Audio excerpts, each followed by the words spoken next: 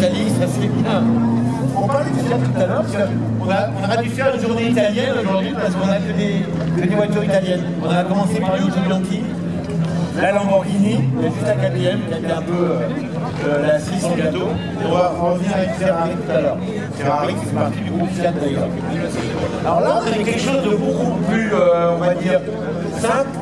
Pas banal, parce qu'une Ritmo cabriolet, c'est pas banal. C'est dommage que tu n'as pas décapoté d'ailleurs. C'est compliqué de décapoter. Allez, on va décapoter quand même. Chez un cabriolet, ça doit être décapoté, il fait beau. Voilà. On va voir d'ailleurs comment ça se décapote. Alors, c'est pas électrique. Alors, c'est manuel. J'ai mis des petits lacets, pour éviter qu'il y ait la quincaillerie à faire du bruit. Donc ça met un peu de temps à enlever. Ouais, ça faisait longtemps que j'avais pas vu une Ritmo. Une Ritmo, surtout les séries 1, qui étaient assez particulières à... T'as mis un petit lacet de sécurité pour éviter que ça s'ouvre.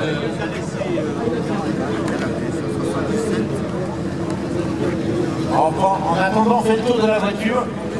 À l'époque, quand la Fiat Ritmo est sortie, elle se faisait remarquer par le style de sa carrosserie. On avait un pare-choc qui était très très enveloppant et qui enveloppait un peu les phares à l'avant. On laisse ouvrir la capote.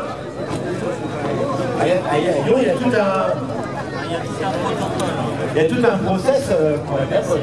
C'est italien. Hein, ah, c'est italien. Les Anglais sont pas mieux. C'est pas le côté pratique. Voilà. Quand il pleut, il faut s'y préparer le matin. On remercie encore France. Hein. Si mon fils, d'ailleurs, pouvait venir m'aider, ce serait bien. Ah, il est où ton fils? Je sais pas. Il est parti sur Supercar. Ouais, je crois que c'est ça. Je peux t'aider, moi, si tu veux. Non, on va ouvrir le coffre. C'est toute une manipulation. Donc, quand il se met à pleuvoir, il faut le prévoir. Ouais, il ne faut pas être pressé. Ouais. Ah, le coffre, c'est marrant, voilà, ça se comme ça. Je vous rappelle que d'origine, la Ritmo, c'est un haillon. Voilà. Là, on relève. Ah, là, ton fils. Il a du mal, ton papa. Donc, j'allais à l'intérieur pour déferler. L'intérieur est fait. Ouais. Donc, les portes, la porte. Et attention, là, c'est lourd. Ouais. Faut pas plier la vitre. La vitre va rentrer. Ah ouais, c'est une vitre en verre, un peu en plastique, voilà. comme certains modèles. C'est très intéressant. Très intéressant, il y a des givrage d'ailleurs. Voilà. Et là, ah, c'est quand même mieux. Voilà. Même s'il y a un arceau, comme la plupart des voitures à l'époque. Hein. Voilà.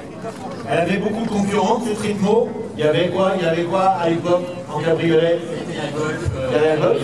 Ouais. Il y avait la 205. Il y avait la 205. Les R5 n'a jamais existé officiellement, parce qu'il y en a eu. Donc il y avait beaucoup de concurrents à l'époque de la Cadette. La Ford Escort. La Ford Escort. On décapitait ces voitures-là et souvent on gardait un arceau. Alors c'est pourquoi l'arceau? C'est pour la sécurité des occupants, mais c'est aussi pour la rigidité de la voiture. Vous savez, quand on décapsule une voiture, une monocoque, la torsion de la carrosserie, de la coque, elle est plus très rigide justement. Donc on met un arceau. Et on renforce le châssis avec une croix sur le châssis. Ah ouais, tu connais bien ta voiture. Qui déforme le plancher de... Ah, qu'on n'a pas sur une berline normale. Voilà, là vous avez un renfort. Un renfort ici, longitudinal. Qui n'est pas très pratique. Et une autre une croix. Et une croix. Ah, un croisillon en fait. D'accord. Pour essayer de renforcer. Vous savez, quand, je le disais, quand on décide de transformer une berline en cabriolet, et comme maintenant on est c'est toutes des monocoques, on perd de la rigidité. Donc on met des renforts. Donc c'est bien d'avoir mis ce croisillon sous plancher pour garder une certaine rigidité. Donc elle est assez rigide la voiture. Ça reste un cabriolet Fiat des années 80, donc c'est pas... Qui a connu ces cabriolets? C'est conçu au départ pour ça, quoi.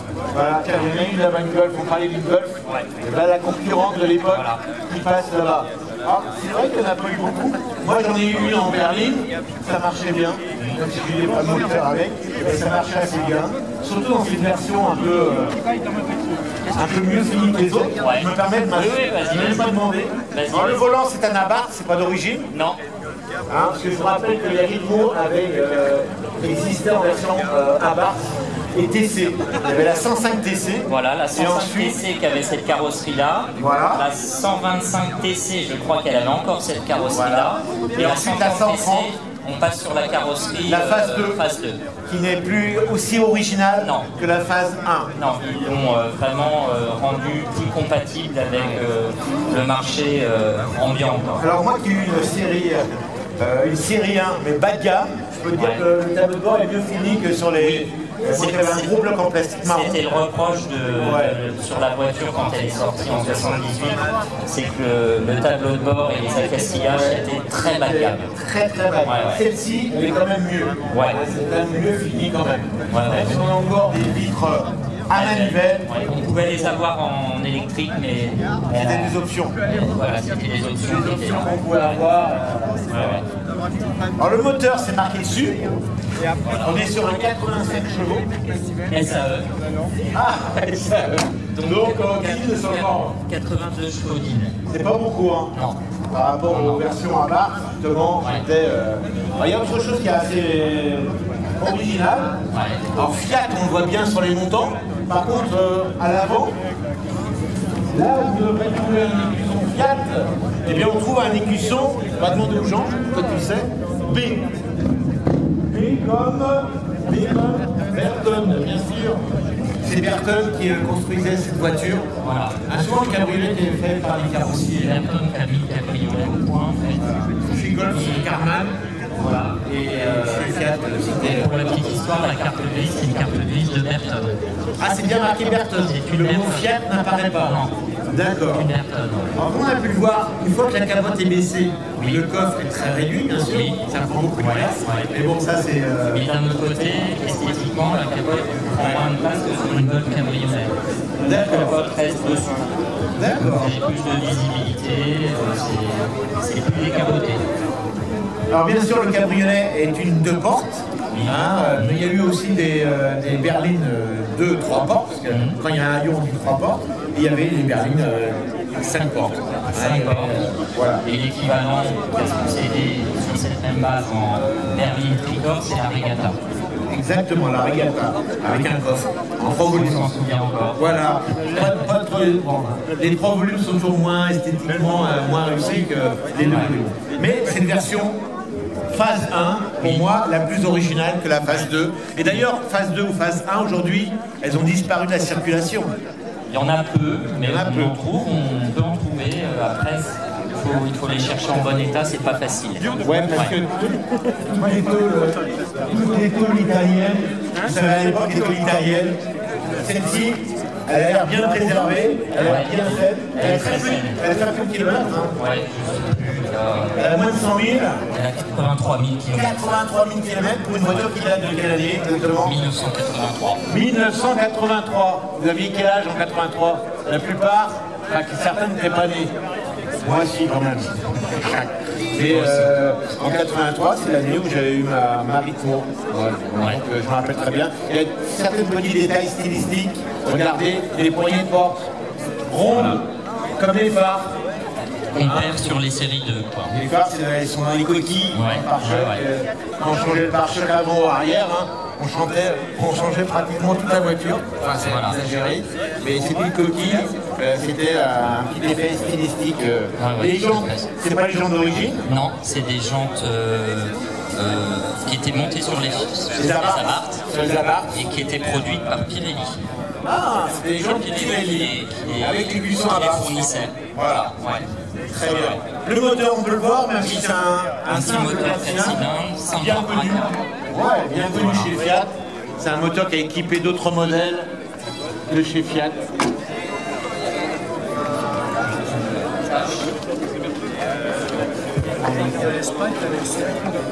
Oui, c'est vrai.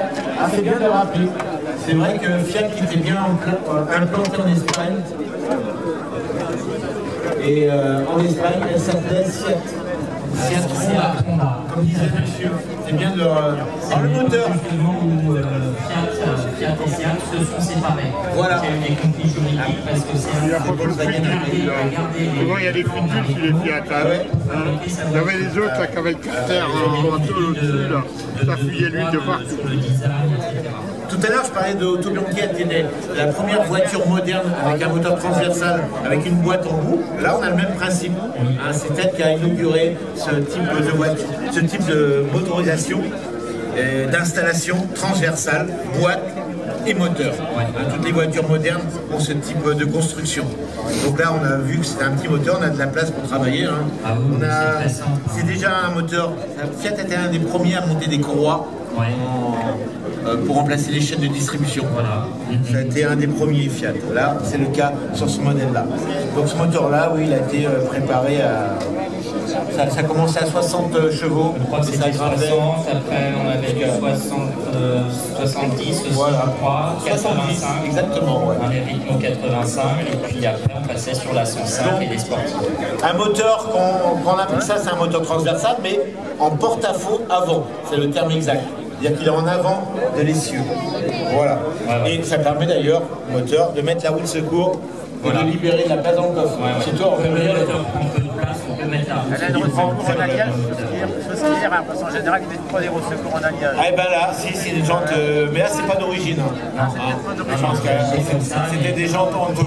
Le cabriolet, c'est accessoire. Parce que c'est vrai que les jantes souvent sont plus larges, et là, ça rentre tout juste. Ça va.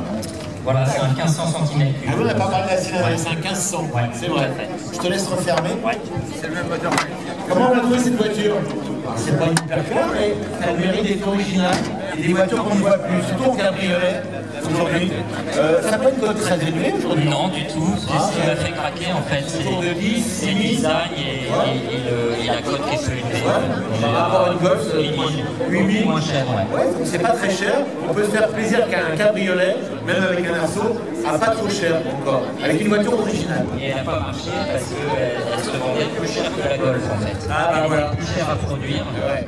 Et puis la Golf, elle était sur une Elle était plus clivante au niveau du design et donc elle s'est peu utilisée. Il y a eu 15 000 exemplaires de cabriolet de 1982 à 1988.